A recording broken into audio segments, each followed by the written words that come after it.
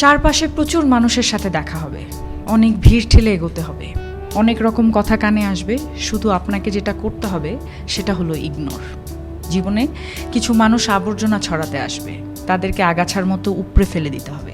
Life আপনার, বাউন্ডারিও আপনাকেই set করতে হবে। নেগেটিভিটি যেখানে দেখবেন সাথে সাথে সেখান থেকে দূরে সরিয়ে নেবেন নিজেকে। শুনতে খারাপ লাগলেও আপনার কাছের অনেক মানুষ আপনাকে খারাপ দেখতে চায়। তারা চায় সহানুভূতি নামক মলমের তলে একটু কাটা ঘায়ে নুন ছেটাতে। আপনি সিম্পলি সেই সুযোগটাই দেবেন না। অযথা তর্কে যাবেন না, বোঝাতে যাবার কোনো প্রয়োজন নেই। আপনার সামনে কেউ যদি বলে আপনি মূর্খ, তাই মেনে হেসে বেরিয়ে আসুন। ওই যে সময় আর এনার্জি বাঁচিয়ে নিলেন, ব্যাস কেল্লা ফতে। যে যা বলছে শুনে নিন, আর মুচকি হেসে শির দ্বারা সোজা করে নিজের সিদ্ধান্তটা নিজেই নিন। যারা নিজের সিদ্ধান্ত নিজে নিতে পারে তারা আসলে জীবন চেনে, বোঝে। আপনাকে নিয়ে যখন বাকিরা সমালোচনা করতে ব্যস্ত থাকবে, আপনি ঠিক সেই সময়ে গাছ লাগান, ঘুরে আসুন, রং তুলি নিয়ে মনের মতো ক্যানভাস সাজান, বাড়ি গোছান, গল্প পড়ুন, পারলে আরও দুটো সাহিত্য পড়ে নিন, নিজের পুরনো ফটো দেখুন, ব্যাডমিন্টন খেলুন, ছবি তুলুন, চা খেতে বেরিয়ে পড়ুন, নামাজ পড়ুন, পুজো করুন। মোট কথা, তাদের কথায় রিয়্যাক্ট করবেন না একদমই।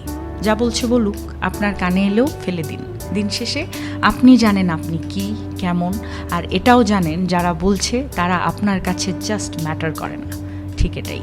একটা বাউন্ডারি সেট করুন, একদম যাদের বা যার বুকে মিশে আপনি একদম শ্বাস নেবেন, যার সামনে আপনি আয়নার মতো দাঁড়াতে স্বাচ্ছন্দ্য বোধ করেন, শুধু তাদের কাছে এক্সপ্লেইন করুন, শুধু তাদের কাছেই ঝুঁকতে শিখুন। কারণ হয়তো তারা বা সে আপনাকে খারাপ দেখতে চাইবে না। বাদ বাকি দুনিয়াকে একদম ঝেড়ে ফেলে দিন। একটা কথা মাথায় রাখবেন, জীবন অনেক সুন্দর। আপনি যে জীবনটা বাঁচতে পারছেন সেটা অনেক সুন্দর। আপনাকে শুধু মাঝে মাঝে বেড়ে ওঠা আগাছাগুলোকে মিটিয়ে ফেলতে হবে, অথবা কোণে একটা কাটাঝড় দেখতে পেলে সাইড কাটিয়ে চলে আসতে হবে।